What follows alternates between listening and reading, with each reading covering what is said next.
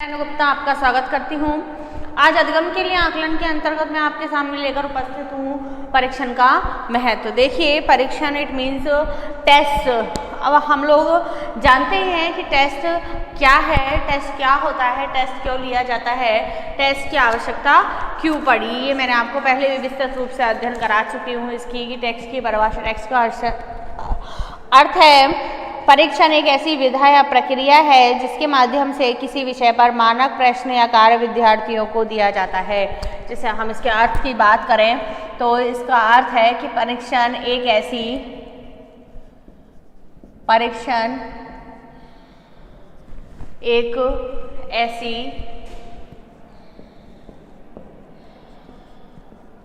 मानक विधि या विधा है। परीक्षण एक ऐसी मानक विधि या विधा है जिसके माध्यम से किसी विषय पर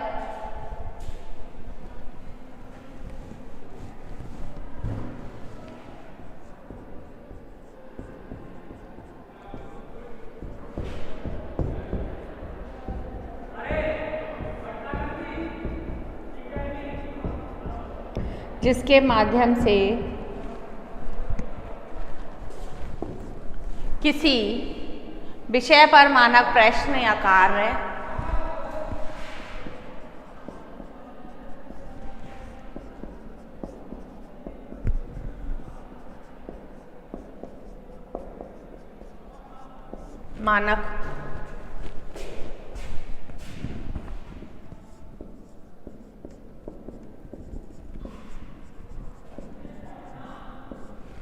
प्रश्न या कार्य विद्यार्थियों को दिया जाता है।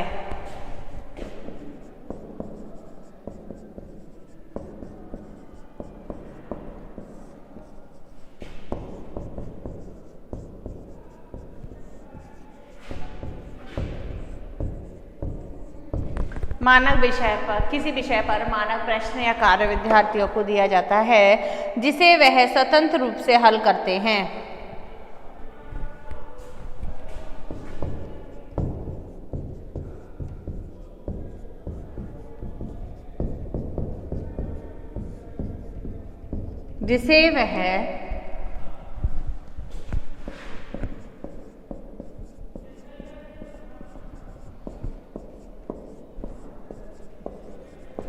स्वतंत्र रूप से हल करते हैं और इसका परिणाम उन विद्यार्थियों की मात्रात्मक और तुलनात्मक निष्पादकता को स्पष्ट करता है तथा इसका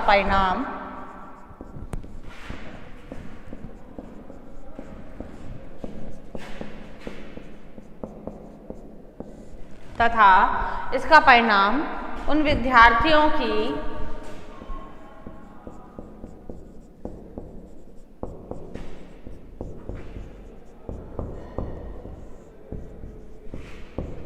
मात्रात्मक एवं तुलनात्मक निष्पादकता को स्पष्ट करता है।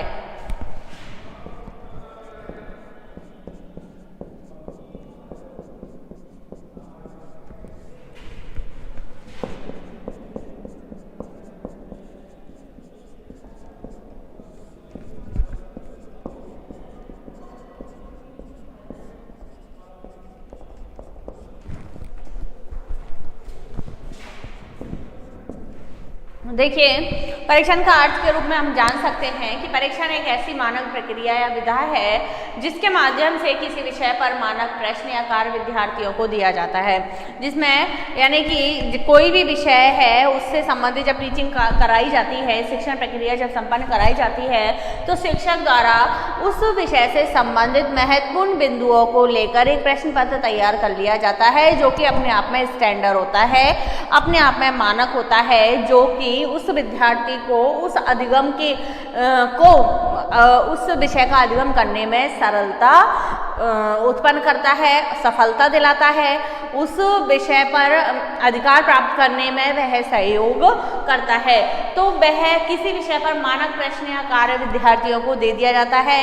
टीचर अक्सर पूरी पाठ्य वस्तु में से या किसी एक लेसन में से इम्पोर्टेंट जो महत्वपूर्ण बिंदु होते हैं उनको लेकर एक प्रश्न पत्र तैयार कर लेता है, जिससे कि छात्र को पूरी समरी समझ में आ जाए, छात्र पूरे लेसन को, पूरी विषय वस्तु को एक कम समय में और अधिक विस्तृत ढंग से याद कर सके। तो इसलिए ये टेस्ट होता है जहाँ विद्यार्थियों को दे दिया जाता है, जिसे उसमें इस प्रकार से तैयार किए गए प्रश्न में टीचर विद्यार्थी की कोई हेल्प नहीं करता है। यह कार्य, यह जो प्रश्न पत्र है उसे स्वतंत्र रूप से हल करने के लिए दिया जाता है। इसमें उसे किसी के सहयोग की आवश्यकता नहीं होती है। आवश्यकता होने पर भी उसे सहयोग न लेने के लिए बाध्य कर दिया जाता है, क्योंकि यह उसके अधिगम स्तर की पहचान कराता है कि वास्तव में विद्यार्थी ने कितना ग्रहण किया है। अगर नहीं, वह ग्रहण नहीं कर पाया है, यदि वह उस प्रश्न पत्र को सॉल्व नहीं कर पाया है, उस परीक्षण में वह सफल नहीं हो पाता है, तो शिक्षक इस प्रक्रिया के दौरान, इस प्रक्रिया से, इस परीक्षण के माध्यम से प्राप्त रिजल्ट के माध्यम से अपनी शिक्षण तकनीकियों में सुधार कर लेता है और छात्र को उचित दिशा में अधिगम के लिए वह मोटिवेट भी कर सकता है, प्रेरित कर सकता है। तो उसे स्वतंत्र रूप से हल करने के लिए इसे दिया जाता है। इसका परिणाम उन विद्यार्थियों की मात्रात्मक और तुलनात्मक निष्पादकता को स्पष्ट करता है। जो उस परीक्षण का जो परिणाम प्राप्त होता है, जो छात्रों को हल करने के लिए दिया गया जो परीक्षण है, उससे जो परिणाम प्राप्त होता है वह उसकी मात्रात्मक और तुलनात्मक कि वह और विद्यार्थियों से कितना आगे है, अन्य विद्यार्थियों से वह कितना पीछे है, उसका लेवल क्या है, उसका बौद्धिक स्तर क्या है, इस प्रकार की निष्पादकता इस परीक्षण से उसके सामने आ जाती है।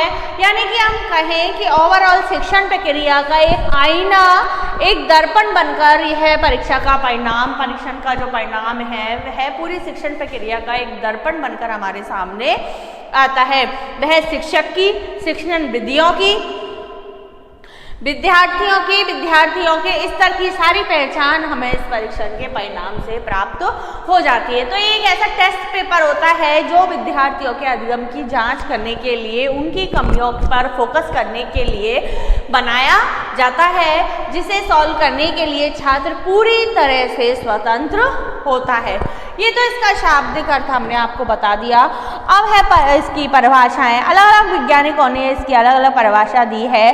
अगर हम बात करें, एल.जे. क्रॉनबेक ने परीक्षण को परिभाषित करते हुए कहा है कि परीक्षण किसी व्यक्ति के व्यवहार के प्रमुख लक्षणों को आंकिक या वर्गीकृत प्रणाली के माध्यम से अवलोकित और विश्लेषित करने का एक तरीका है।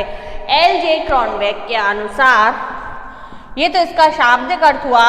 अब अगर हम शिक्षा मनोवैज्ञानिकों के अनुसार बात करें, एल.जे. क्रॉनबेक,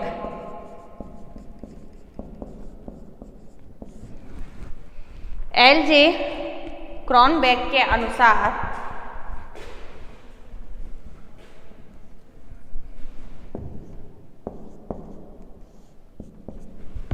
ये कहते हैं कि परीक्षण किसी व्यक्ति के व्यवहार के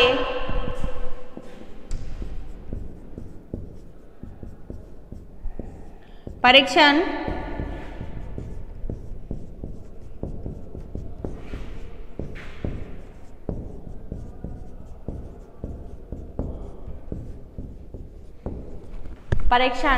किसी व्यक्ति के व्यवहार के प्रमुख लक्षणों को आंकिक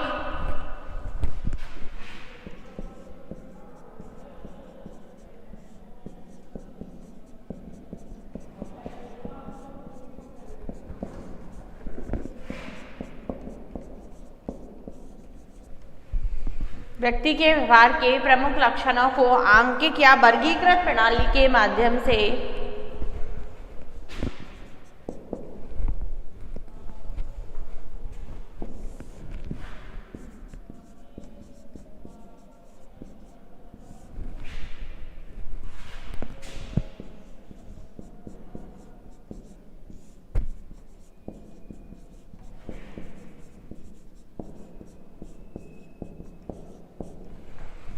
आंकिक या वर्गीकृत प्रणाली के माध्यम से अवलोकित और विश्लेषित करने का एक तरीका है।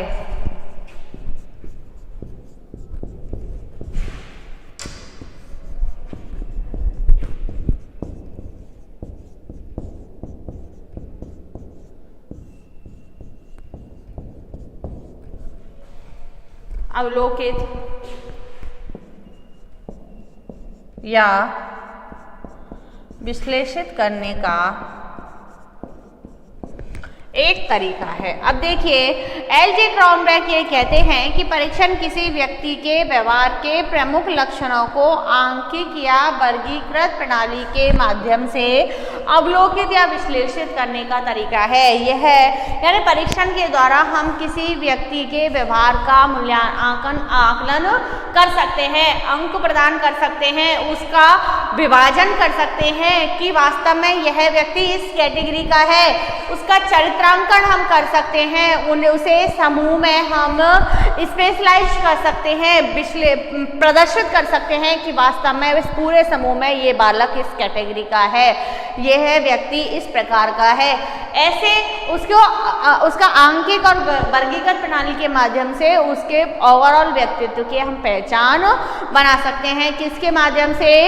इस परीक्षण के माध्यम से। ये कहते हैं शिक्षा मनोविज्ञान के क्षेत्र में एल.जे. क्रॉनबेक कि परीक्षण एक ऐसी प्रक्रिया है, परीक्षण किसी व्यक्ति के व्यवहार के प्रमुख लक्षणों को आंकिक या वर्गीकृत प्रणाली के माध्यम से अवलोकित और विश्लेषित यानी उसके विषय में हम स्पष्ट घोषणा भी, स्पष्ट जो व्याख्या है उसके विषय में, उसके चरित्र के विषय में, उसके व्यक्तित्व के विषय में, उसके उपलब्धियों के विषय में, उसके विचारों के विषय में जो भी घोषणा हमें करनी होती है वह हम परीक्षण से प्राप्त परिणामों के आधार पर कर सकते हैं। एक वैज्ञानिक ए डिक्शनरी ऑफ एजुकेशन ने भी इसकी परिभाषा दी है कि परीक्षण को इस प्रकार परिभाषित किया गया है कि परीक्षण एक सघन कार्यों की एक श्रृंखला है। यह एक कार्य या कार्यों की एक श्रृंखला, एक बहुत सारे समूह के रूप में कार्य है जिसका प्रमुख उद्देश्य किसी वस्तु के गुण या मात्रा की जांच करना है। किसी वस्तु के गुण या मात्रा की जांच करना है। किसी वस्तु के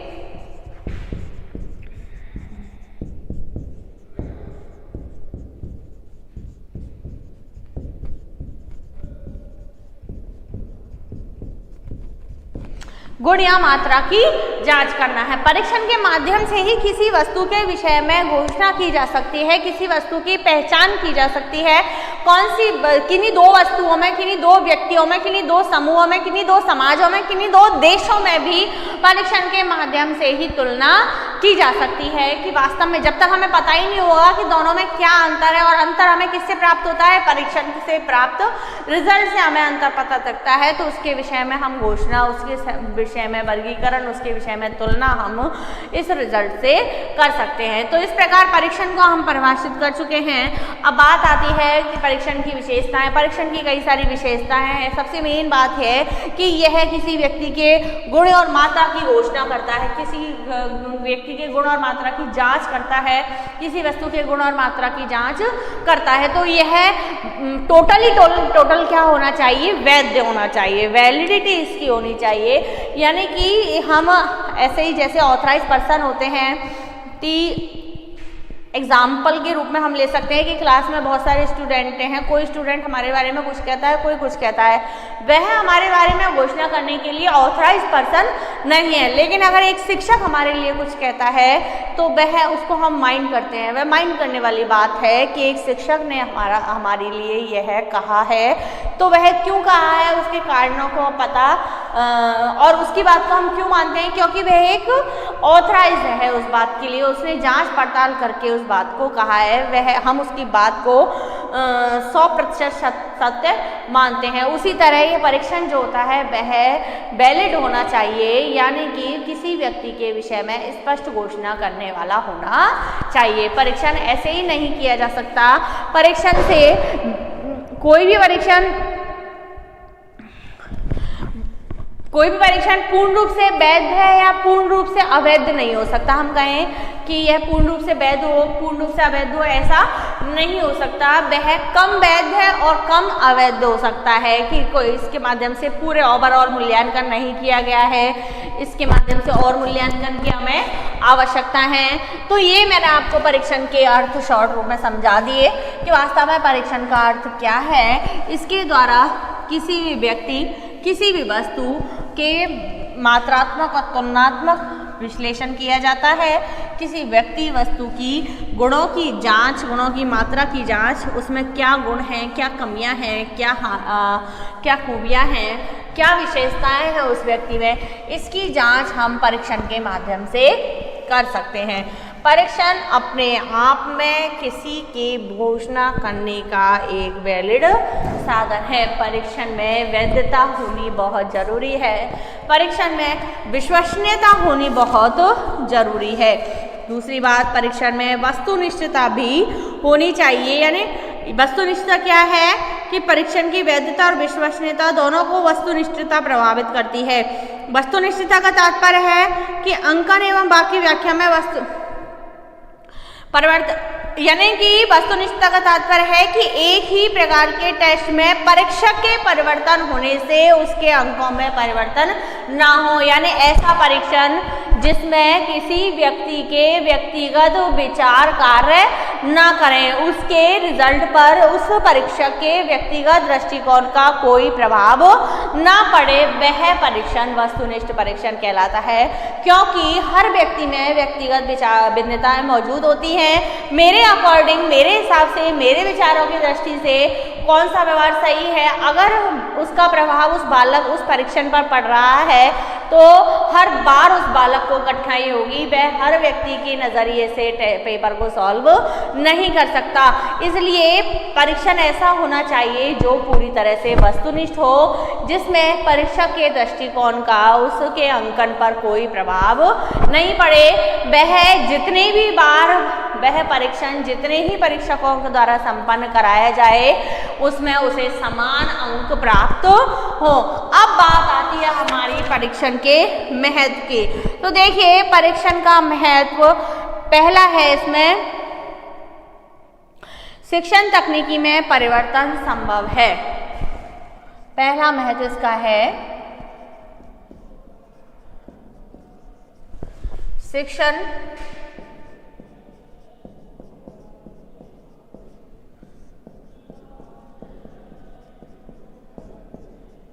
तकनीकी में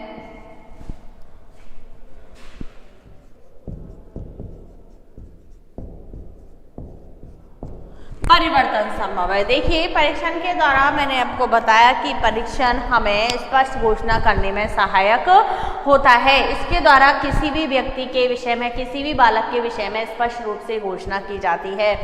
तो परीक्षण के द्वारा जो रिजल्ट प्राप्त होते हैं उनसे शिक्षक को यह पता चलता है कि जो शिक्षण विधियां काम में ली गई हैं, जो शिक्षण तकनीकियां काम में ली गई हैं, वह सभी बालकों के अकॉर्डिंग उपयुक्त है या नहीं है, उनमें कहीं सुधार की आवश्यकता है या नहीं है, वह वर्तमान सामाजिक परिप्रेक्ष्य के अकॉर्डिंग है या नहीं है, वर्तमान सामाजिक डिमांड के अनुसार वह काम कर रही है या नहीं कर रही हैं, बालकों के बौद्धिक स्तर के अनुसार उनका लेवल है या नहीं है।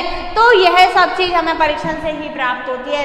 इसके परीक्षण से प्राप्त रिजल्ट के आधार पर ही हम, अगर ऐसा पाया जाता है कि उन शिक्षण तकनीकों में सुधार की आवश्यकता है, वह बालकों के बौद्धिक स्तर के अनुसार आगे नहीं कार्य नहीं कर पा रही हैं, वह निर्धारित लक्ष्यों की प्राप्ति, निर्धारित शैक्षिक उद्देश्यों की प्राप्ति में सहायक नहीं हो रही हैं, पूरी तरह से सहायक नहीं हो रही हैं, तो हम उनमें परिवर्तन कर सकते हैं। अगर परीक्षण की प्रक्रिया नहीं अपनाई जाती है तो हमें कभी भी अपनी तकनीकों के उपयुक्त होने अनुपयुक्त होने का कोई पता नहीं चलता है और उससे हम बालक के अधिगम्य को भी प्रभावित नहीं कर सकते, बालक के व्यवहार को भी परिवर्तित हम नहीं कर सकते। तो शिक्षण तकनीकों में परीक्षण के द्वारा प्राप्त परिणाम के आधार पर ही क्या संभव है, परिवर्तन संभव है। दूसरा है इसमें अधिगम तकनीकी को उन्नत किया जा सकता है।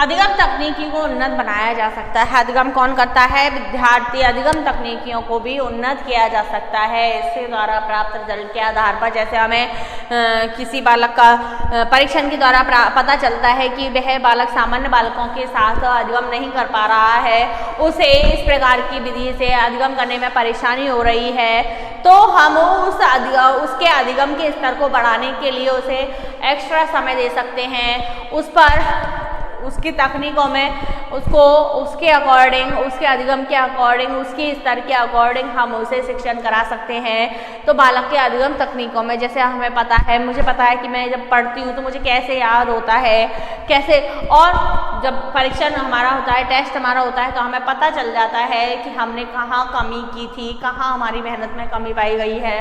तो उस प्रकार से हम अपने शिक्षण में, हम अपने अध्ययन में, हम अपने अधिगम तकनीकियों में भी परिवर्तन कर सकते हैं, उन्हें और अधिक बेटर बनाने की कोशिश कर सकते हैं। अगर समय कम है तो हम ज़्यादा समय पढ़ाई में दे सकते हैं। अगर हमें ट्यूटर की आवश्यकता है तो हम उन ट्यूशन लेकर उस विषय को मजबूत कर सकते हैं, उसके ज्ञान को मजबूत कर सकते हैं। इस तरह से इसके द्वारा परीक्षण का इसलिए भी महत्व है कि इसमें शिक्षक तकनीकियों में भी सुधार किया जा सकता है और अधिगम तकनीकियों में भी सुधार किया जा सकता है। विद्यार्थियों के सामाजिक विकास के लिए गुणवत्ता और आकार को निर्धारित किया जा सकता है।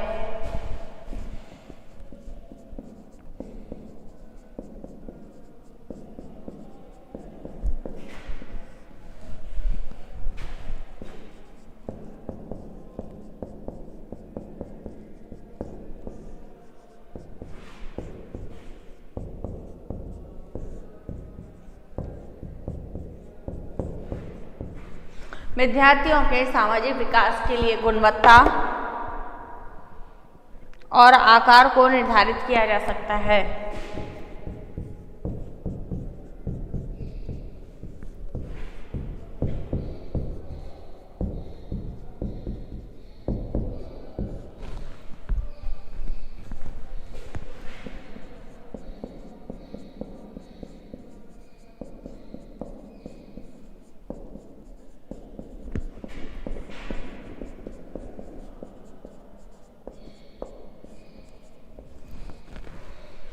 देखिए, शिक्षा का जहाँ परिक्षेत्र बढ़ गया है, शिक्षा के जहाँ उद्देश्य बढ़ गए हैं, वहीं परीक्षण के भी महत्व इसलिए बढ़ गया है कि विद्यार्थियों का, जैसे हमें सैद्धांतिक पक्ष का तो उसे पता होता है कक्षा में विषय वस्तु का उसका कितना अध्ययन कर रहा है, क्या हिसाब से किस हिसाब से वह आगे बढ़ रहा है, कितना स्तर है, उसका बौद्धिक स्तर क्या है, इसकी जानकारी तो हम ले सकते हैं। लेकिन साथ साथ परीक्षण के द्वारा हमें उसके सामाजिक विकास के लिए जो गुणों की आवश्यकता है, उसका सामाजिक दायरा कैसा होना चाहिए, उसका आकार क्या है, वह छात्रों के साथ किस प्रकार से पेश आता है, वह विद्यालय में विद्यार्थियों के साथ और शिक्षक के साथ, अन्य किसी व्यक्ति के साथ किस प्रकार का व्यवहार प्रदर्शित करता है, उन सब का निर्धारण भी परीक्षण के द्वारा किया जा सकता है। यानी कि परीक्षण के द्वारा प्राप्त रिजल्टों के आधार पर उनके सामाजिक व्यवहार में भी वृद्धि की जा सकती है। आज समाज में समायोजन की महती आवश्यकता है।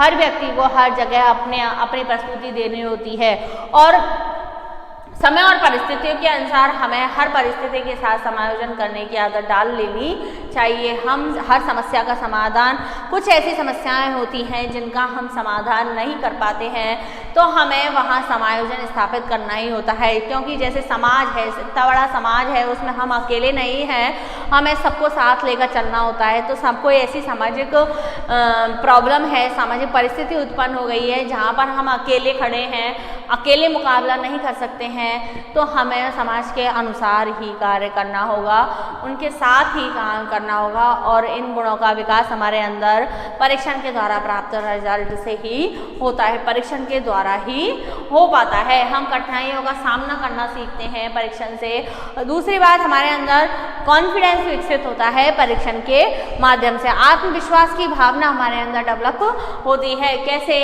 जैसे मैंने अभी बताया कि हम अकेले किसी परिस्थिति का सामना नहीं कर सकते, लेकिन जो टेस्ट पेपर है, जो परीक्षा का जो एग्जाम पेपर है, वह तो हमें अकेले ही सॉल्व करना होता है, तो वह भी हमारे लिए एक चुनौतीपूर्ण कार्य होता है। तो इससे हमारे अंदर विश्वास आता है, आत्मविश्वास डेवलप होता है कि वास्तव में मैं भी कुछ कर सकता हूँ या कर सकती हूँ।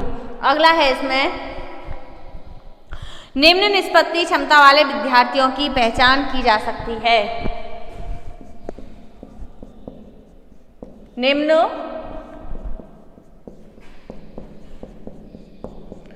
निष्पत्ति क्षमता वाले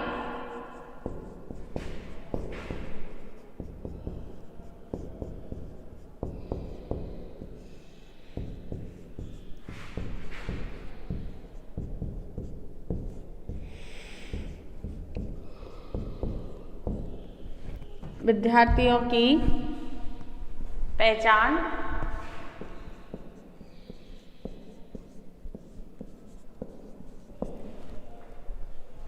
निम्न निष्पत्ति क्षमता वाले विद्यार्थियों की पहचान की जा सकती है। यानी कि समाज में वो कक्षा में बहुत सारी व्यक्तिगत भिन्नताएं विद्यमान होती हैं। बहुत सारे बच्चे हमारे पास होते हैं, कुछ प्रतिभाशाली होते हैं, कुछ सामान्य होते हैं, कुछ सत होते हैं, कुछ निम्न बुद्धि लब्धि के होते हैं, जड़ बुद्धि लब्धि के होते हैं। तो ऐसे बालकों का हमें सामूहिक रूप में पता नहीं चल पाता है।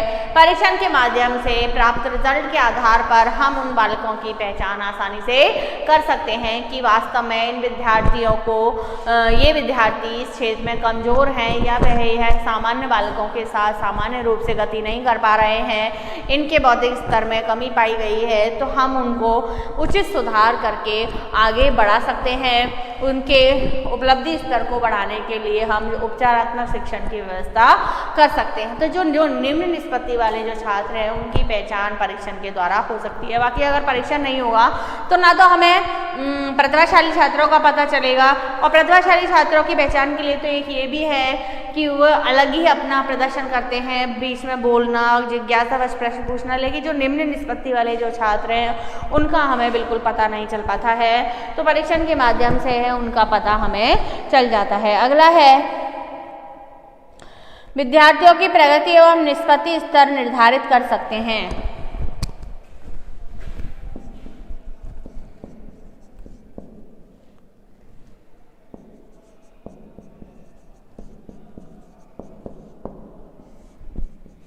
विद्यार्थियों की प्रगति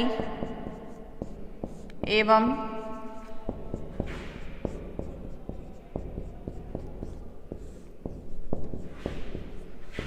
निष्पत्ति स्तर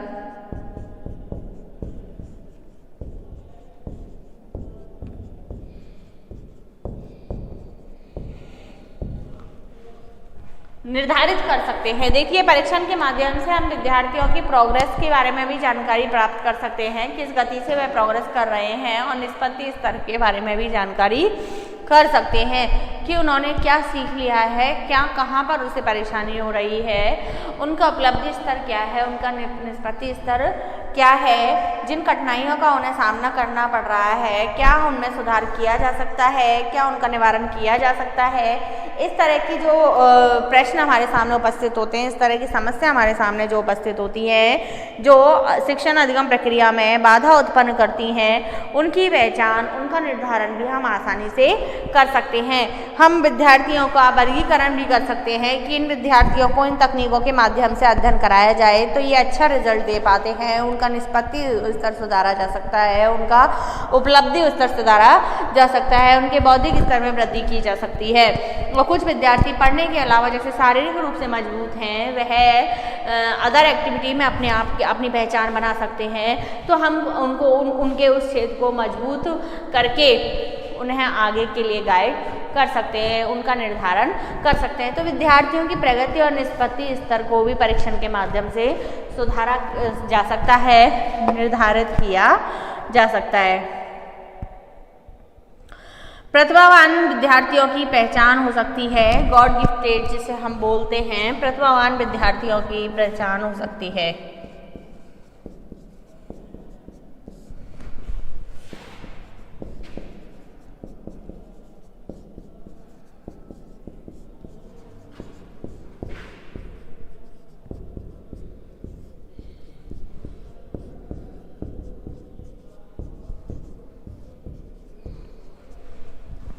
जहाँ हम निम्न निष्पत्ति क्षमता वाले बच्चों की पहचान कर सकते हैं, मैंने आपको बताया, वहीं हम प्रतिभावान बाल विद्यार्थियों की पहचान भी आसानी से कर सकते हैं। टेस्ट के माध्यम से हमें पता चल जाता है। विद्यार्थियों की अभिरुचि की पहचान कर सकते हैं।